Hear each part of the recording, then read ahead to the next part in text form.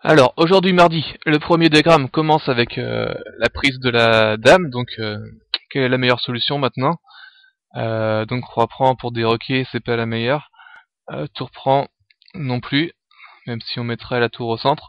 Simplement, après bien étudier les échecs et le fait qu'on perde pas le pion, et de voir que notre cavalier est attaqué, donc il faut avoir une représaille. Il faut en fait faire cavalier prend, donc pour libérer la tour, pour attaquer le cavalier C5 en retour.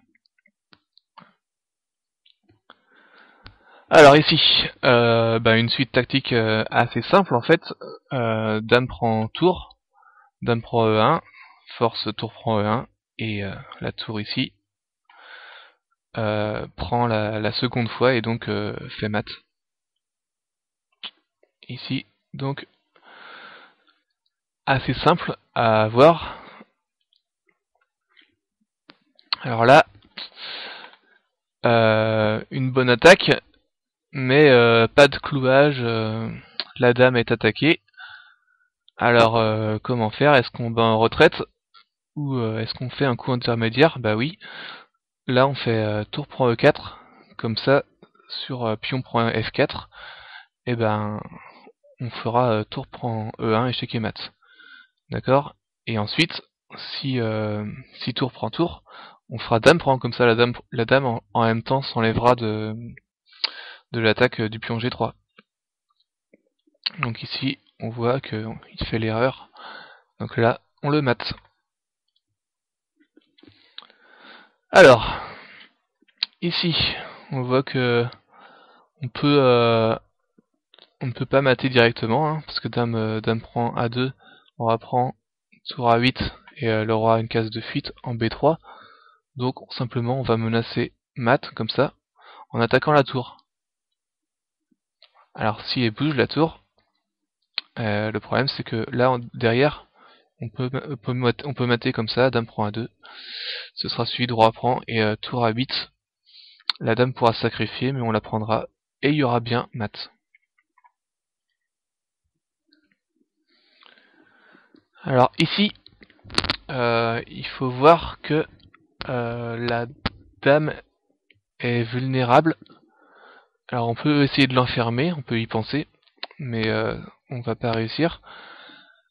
On peut penser aussi à attaquer le fou comme ça, qui se retrouve un peu vulnérable en A8, mais sur petit roc ça protégerait. Donc il faut profiter du fait que le fou ici, s'il vient en B5, il fera échec. Donc en fait, on peut jouer fou D4, et si dame prend fou, en fait la dame sera prise par fou prend B5 échec, suivi de dame prend D4. Donc si la dame s'en va, là on aura tour A1 cette fois, donc qui capturera la dame. Et puis derrière, le fou était menacé de toute façon. Donc voilà, sur dame prend fou on perd la dame. Et sur dame prend G5, le problème c'est que on va se retrouver avec fou prend B5 en fin de variante.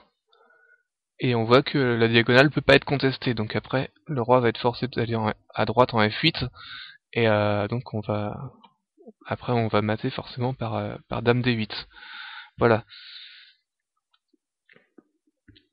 Alors ici par contre une situation un petit peu difficile, avec donc on peut pas prendre en G4 parce que sinon il y aura tour prend G4 échec, et la dame sera prise. Donc on peut pas récupérer le cavalier. Alors si on prend en E6, il y aura tour G6, et après on n'aura plus d'échecs à faire. Donc et là les noirs ont vraiment trop de pression parce qu'ils menacent cavalier E3 échec. Enfin bref, là on voit que la découverte a l'air dangereuse. Le roi peut pas s'en aller parce qu'il perdra H3. Donc là, il n'y a pas le choix, faut essayer de se battre pour la nulle. Donc il faut trouver toujours des échecs à faire. Donc là, le seul échec en fait valable, c'est dame F4, échec. Alors si le roi vient en H5, là, on peut pas faire échec, mais on peut stopper l'attaque et empêcher la découverte des noirs en clouant le cavalier. Et il n'y aurait pas de bonne suite. Donc maintenant, les noirs essayent de revenir en H6. Donc on leur aurait fait échec. S'ils viennent tout le temps en H5, forcément, on vient tout le temps en F3. On propose l'échec, la répétition de coups. Et donc là, ils tentent de revenir en H7. Donc là, on peut encore l'attaquer en E4 cette fois-ci.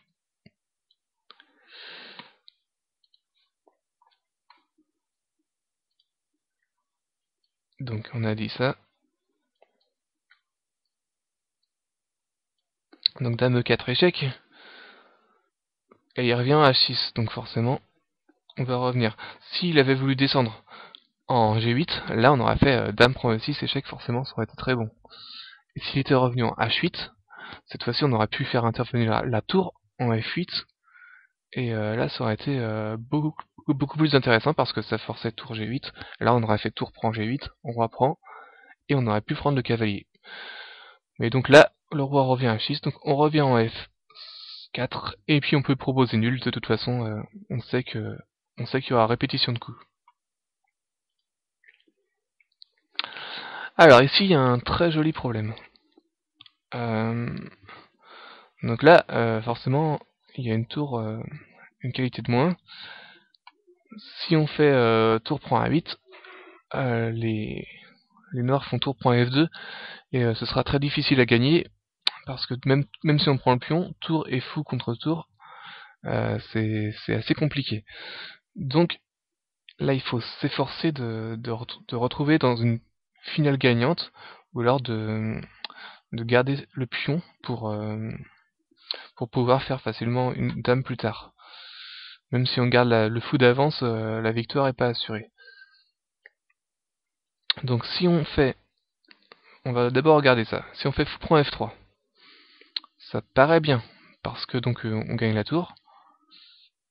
Et si jamais tour prend C8, on va faire fou G4, l'enfilade, et regagner la qualité. Donc ça paraît bien. Après, il faut voir si la finale est gagnante ou pas avec le pion qu'on va prendre. Donc là, tour prend C8, normal. Fou G4 échec. Fou prend C8. Et alors là, il faut voir où on joue. Mais il faut savoir que on risque de perdre l'opposition. Donc là, en fait, si on arrive à prendre le pion dans ces conditions, même si le roi se met en face, c'est pas grave parce que on aura un coup d'attente, on pourra avancer F3 et là le roi va bouger et on va faire comme une finale gagnante avec un pion de plus, donc le roi pourra avancer et c'est ce qu'on connaît dans les finales de pion. Par contre, si on joue, eh bien le problème c'est que le pion risque de pouvoir s'avancer et du coup il faudra le manger. Donc là, il n'y a pas vraiment de solution miracle. Si on joue, voilà, roi C5 par exemple, ça va pas marcher, parce que donc roi C7, et si on vient ici, enfin de toute façon le roi va s'approcher, et il y aura que une rangée d'écart. Donc le pion va s'avancer, et puis on va perdre l'opposition, et, donc ce sera match nul. Donc la solution c'est pas ça. La solution, il faut profiter du fait que, enfin, faut faire sur échec en fait. Faut essayer de prendre dans les meilleures conditions possibles. Donc fou G4 échec, roi D6. Là on peut jouer tour C6 échec. Et donc si roi prend tour cette fois-ci, on va gagner les deux tours.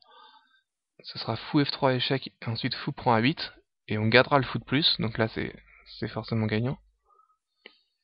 Roi A7. On va refaire échec. Tour C7. Et là le roi vient en D8. Alors là on peut en profiter pour faire tour D7. Et maintenant on va prendre. Comme ça, si roi prend tour, on prend la tour en A8. Et si la tour vient en A7, donc l'objectif logique pour prendre le pion en F2, alors là on a un très joli coup qui est fou C6. Comme ça menace une découverte. Donc ça menace, enfin comme ça si les noirs prennent le pion en F2, et bien les blancs font tour D2, échec avec le fou, et ensuite ils font tour prend F2. Donc là, on se doute que les noirs vont jouer roi F8 pour tenter de partir de là. Et à ce moment-là, on va faire tour F7 échec. Comme ça, si roi prend tour, eh bien, on aura échangé les tours par fou D5 échec et prendra la tour à 2. Donc comme ça, on sera sûr de gagner avec fou et pion contre pion. Et donc, et voilà. Et si le roi ne prenait pas la tour, on ferait tour prend F4. Et donc là, par contre, avec tour, fou et pion, là cette fois, on serait sûr de gagner. Donc voilà, très belle combinaison avec tour et fou. Et le dernier du mardi, donc une pression quand même avec le pion H6 qui est bien attaqué. Et on voudrait faire tour H3 pour confirmer sur cette colonne. Mais le fou pourra contrôler, pourra prendre la tour en H3. Donc l'idée, ça va être de sacrifier son fou en C2 pour pouvoir le clouer vis-à-vis de cette diagonale. Donc si fou prend, eh bien on gagnerait la partie en faisant cavalier prend, puis on prend, et tour H3. Et ensuite, on pourrait pas empêcher de la dame blanche de prendre H6, échec, et en fait ça ferait échec et mat après. Donc là, la dame tente d'intervenir. Donc on fait le plan, cavalier prend, tour H3, là on peut le faire parce que le fou est cloué. Et là, on peut prendre H6, donc on menace dame H8, mat. La dame prend, c'était l'idée, donc comme ça elle fait quand même dame prend D4, donc elle contrôle la case H8, et en même temps elle attaque la tour. Mais nous, on peut jouer tour G3 échec. Donc là forcément il n'y a plus le choix, il faut absolument jouer fou G6.